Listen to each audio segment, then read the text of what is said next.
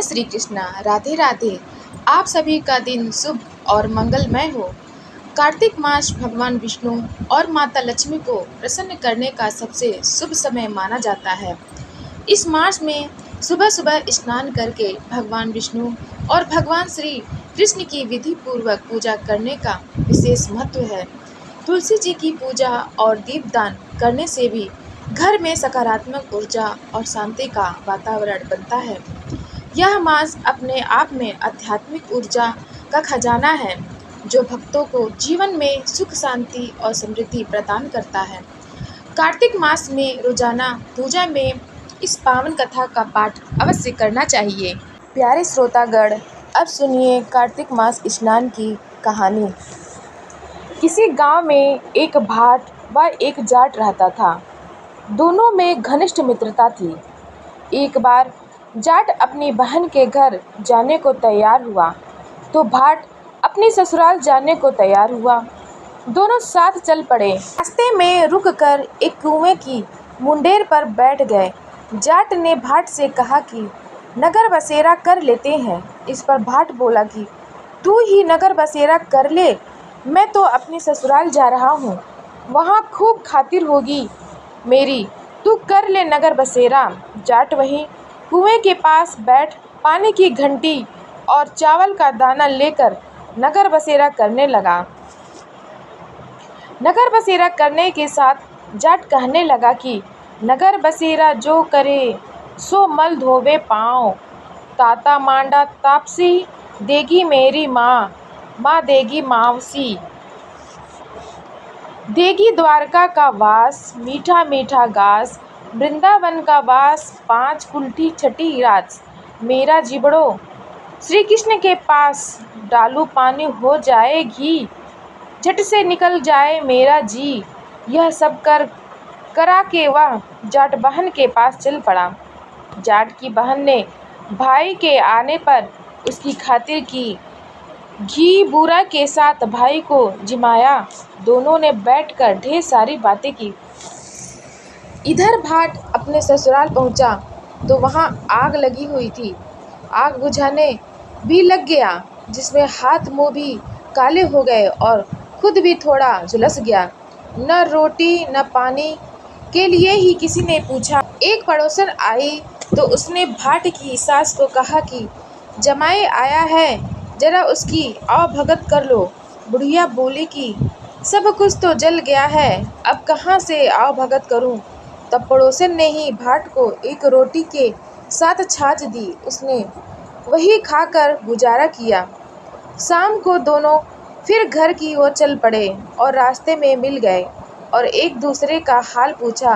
भाट बोला कि मेरी ससुराल में तो आग लगी हुई थी, आग बुझाते मैं खुद काला हो गया हूँ, न रोटी मिली न पानी।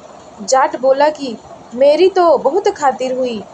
फिर बोला कि मैंने कहा था ना कि नगर बसेरा कर ले, अब कर ले। लेकिन भाट ने फिर मना कर दिया।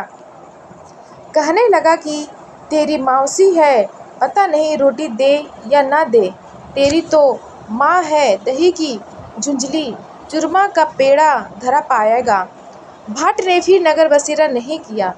जाट ने कर लिया। नगर बसेरा जो करे सो मल धोवे पाँव, ताता मांडा तापसी देगी मेरी माँ, माँ देगी मावसी, देगी द्वारका का वास, मीठा मीठा घास, वृंदावन का वास, 5 कुल्ठी छठी रास, मेरा जिबड़ो श्री कृष्ण के पास, डालू पानी हो जाए घी, झट से निकल जाए मेरा जी। करके वह चल पड़ा। घर पहुँचते ही जाट की मौसी ने बहुत लाड प्यार किया। उधर भाट घर गया तो उसकी भैंस खो गई थी। बाप एक लाठी रखे तो दूसरी उठाए और कहने लगा कि ससुराल गया तो आग लगा दी, अब यहाँ आया तो भैंस खो दी। बाप ने कहा कि पहले भैंस लेकर आ, तभी रोटी पानी मिलेगा। सारा दिन भाट भैंस ढूंढता रहा, लेकिन उसे भैंस नहीं मिली। जाट और भाट की मुलाकात फिर से बाजार में हो गई। जाट ने भाट के हाल चाल पूछे तो भाट बोला कि आते ही भैंस खो गई, बस उसी दिन से भैंस ढूंढ रहा हूँ। रोटियों का तो पूछो ही मत, जाट ने कहा कि मैंने तो पहले ही कहा था कि नगर बसेरा कर ले। जाट की बात सुनकर भाट बोला कि तेरे नगर बसेरे में इतनी ताकत है तो चल अब कर लेते हैं। दोनों ने बैठकर नगर बसेरा किया। नगर बसेरा जो करे सो मल धोवे पाँव, ताता मांडा तापसी देगी मेरी माँ, माँ देगी मावसी, देगी द्वारका का वास, मीठा मीठा घास वृंदावन का वास, 5 कुल्ठी छठी रास, मेरा जिबड़ो श्री कृष्ण के पास, डालू पानी हो जाए घी, झट से निकल जाए मेरा जी। दोनों के नगर बसेरा करने पर भाट जैसे ही आगे बढ़ा तो उसकी खोई भैंस मिल गई, जिसे लेकर घर पहुंचा। घर पहुंचते ही माँ ने कहा कि लड़के को आते ही घर से निकाल दिया, सारे दिन ये भूखा प्यासा भटक रहा है। यह कहकर उसकी माँ ने उसको खूब खिलाया पिलाया। इस घटना के बाद सारे नगर में ढिंढोरा पिटवाया गया कि कार्तिक में सब कोई अपने पीहर या सासरे आते जाते नगर बसेरा करे। जैसे भाट को नगर बसेरा करने का फल मिला, वैसे ही हर किसी को मिले। बोलिए श्री कृष्ण कन्हैया लाल की जय, राधा रानी की जय, कार्तिक भगवान की जय। प्यारे श्रोतागण, अब सुनिए श्री कृष्ण के भक्त की कहानी।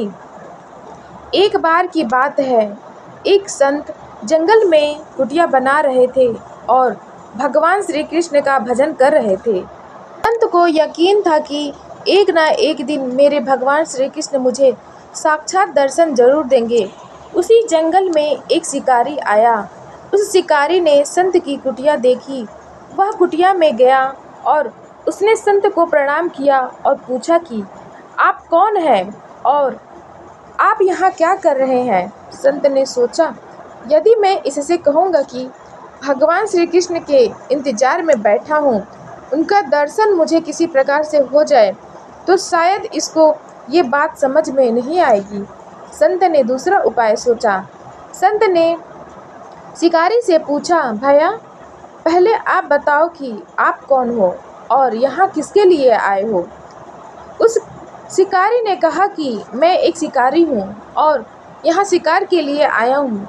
संत ने तुरंत उसी की भाषा में कहा, मैं भी एक शिकारी हूँ।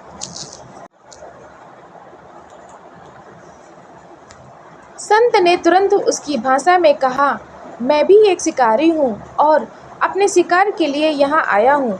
शिकार ने पूछा, अच्छा संत जी, आप ये बताइए आपका शिकार दिखता कैसे है, आपके शिकार का नाम क्या है, हो सकता है कि मैं आपकी मदद कर दूं। संत ने सोचा, इसे कैसे बताऊं। फिर भी संत कहते हैं, मेरे शिकार का नाम है, वो दिखने में बहुत ही सुंदर है, सांवला सलोना है, उसके सिर पर मोर मुकुट है, हाथों में बंसी है। ऐसा कहकर संत जी रोने लगे। शिकारी बोला, बाबा रोते क्यों हो, मैं आपके शिकार को जब तक न पकड़ लूं तब तक पानी भी नहीं पीऊँगा और आपके पास नहीं आऊँगा। अब वह शिकारी घने जंगल के अंदर गया और जाल बिछाकर एक पेड़ पर बैठ गया। यहाँ पर इंतजार करने लगा। भूखा प्यासा बैठा हुआ एक दिन बीता, दूसरा दिन बीता और फिर तीसरा दिन। भूखे प्यासे शिकारी को नींद भी नहीं आ रही थी। बांके बिहारी को उन पर दया आ गई। भगवान उसके भाव पर रिझ गए। भगवान मंद मंद स्वर से बांसुरी बजाते आए और उस जाल में खुद फंस गए। जैसे ही कि रात को फंसे हुए शिकार का अनुभव हुआ तो तुरंत नींद से उठा और उस सांवरे भगवान को देखा। जैसा संत ने बताया था, उसका रूप हूबहू वैसा ही था। वह अब जोर जोर से चिल्लाने लगा, मिल गया, शिकार मिल गया। शिकारी ने उसे शिकार को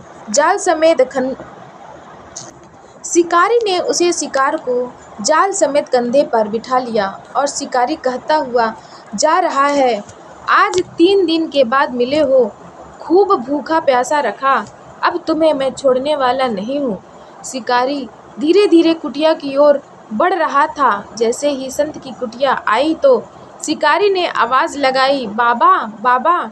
संत ने तुरंत दरवाज़ा खोला और संत उस किरात के कंधे पर भगवान श्री कृष्ण को जाल में फंसा देख रहे हैं। भगवान श्री कृष्ण जाल में फंसे हुए मंद मंद मुस्कुरा रहे हैं। किरात ने कहा, आपका शिकार लाया हूँ।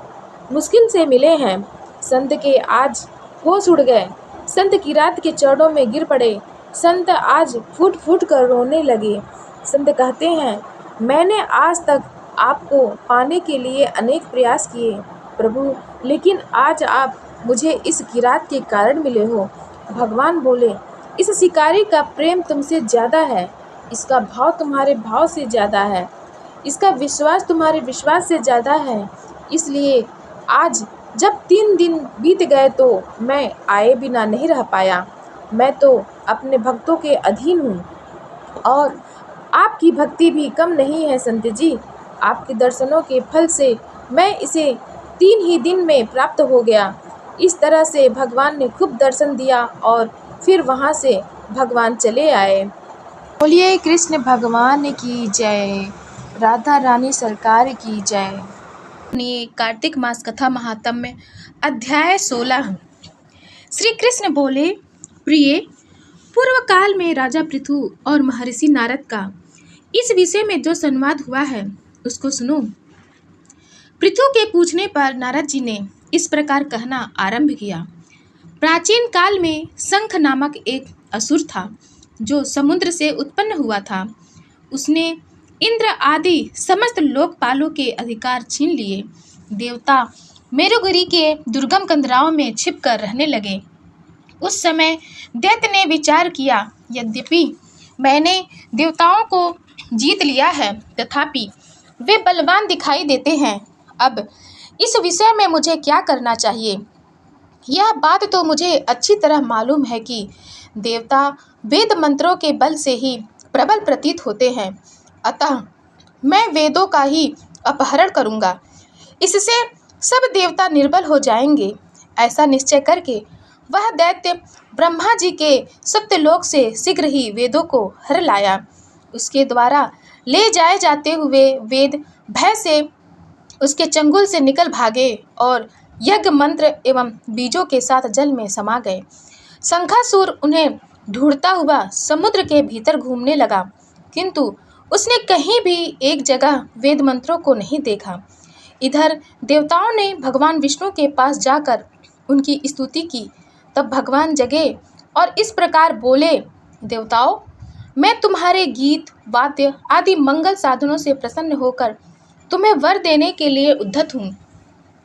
कार्तिक शुक्ल पक्ष की एकादशी को तुमने मुझे जगाया है, इसलिए यह तिथि मेरे लिए अत्यंत प्रीतिदायिनी और माननीय है। शंखासुर के द्वारा हरे गए संपूर्ण वेद जल में स्थित है। मैं सागर पुत्र शंख का वध करके उन वेदों को अभी लाए देता हूँ। इस कार्तिक मास में जो श्रेष्ठ मनुष्य प्रातःकाल स्नान करते हैं, वे सब यज्ञ के अवभृत स्नान द्वारा भली भांति नहा लेते हैं। आज से मैं भी कार्तिक में जल के भीतर निवास करूंगा। तुम सब देवता भी मुनीश्वरों सहित मेरे साथ जल में आओ।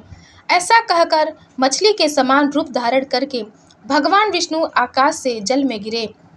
फिर शंखासुर को मारकर भगवान विष्णु बद्री वन में आ गए और वहां उन्होंने संपूर्ण ऋषियों को बुलाकर इस प्रकार आदेश दिया, मुनीश्वरों, तुम जल के भीतर बिखरे हुए वेद मंत्रों की खोज करो और जितनी जल्दी हो सके उन्हें सागर के जल से बाहर निकाल लाओ। तब तक मैं देवताओं के साथ प्रयाग में ठहरता हूँ। तब उन तपोबल संपन्न महर्षियों ने यज्ञ और बीजों सहित संपूर्ण वेद मंत्रों का उद्धार किया। उनमें से जितने मंत्र जिस ऋषि ने उपलब्ध किए, वही उन मंत्रों का उस दिन से ऋषि माना जाने लगा। तदंतर सब ऋषि एकत्र होकर प्रयाग में गए। वहां उन्होंने ब्रह्मा जी सहित भगवान विष्णु को उपलब्ध हुए सभी वेद मंत्र समर्पित कर दिए। सब वेदों को पाकर ब्रह्मा जी बड़े प्रसन्न हुए। उन्होंने देवताओं और ऋषियों के साथ प्रयाग में अश्वमेध यज्ञ किया। यज्ञ समाप्त होने पर सब देवताओं ने भगवान से यह निवेदन किया।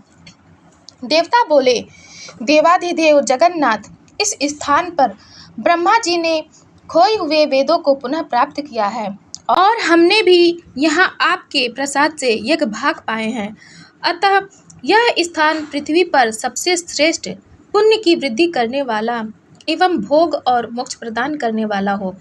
साथ ही यह समय भी महापुण्यमय और ब्रह्मघाती आदि महापापियों की भी शुद्धि करने वाला हो तथा यह स्थान यहाँ दिए हुए दान को अक्षय बना देने वाला भी हो। यह वर दीजिए। भगवान विष्णु ने कहा, देवताओं, तुमने जो कुछ कहा है वह मुझे भी स्वीकार है। तुम्हारी इच्छा पूर्ण हो। आज से यह स्थान ब्रह्म क्षेत्र के नाम से प्रसिद्ध होगा। सूर्य वंश में उत्पन्न राजा भगीरथ यहाँ गंगा को ले आएंगे और वह यहाँ सूर्य कन्या यमुना से मिलेंगी। ब्रह्मा जी और तुम सब देवता मेरे साथ यहाँ निवास करो। आज से यह तीर्थ तीर्थराज के नाम से विख्यात होगा।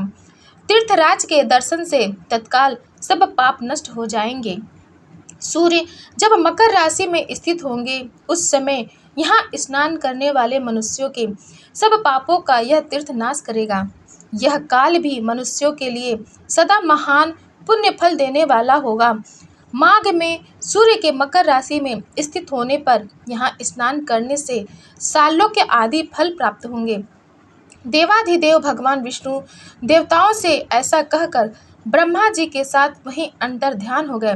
तत्पश्चात इंद्रादि देवता भी अपने अंश से प्रयाग में रहते हुए वहां से अंतर ध्यान हो गए।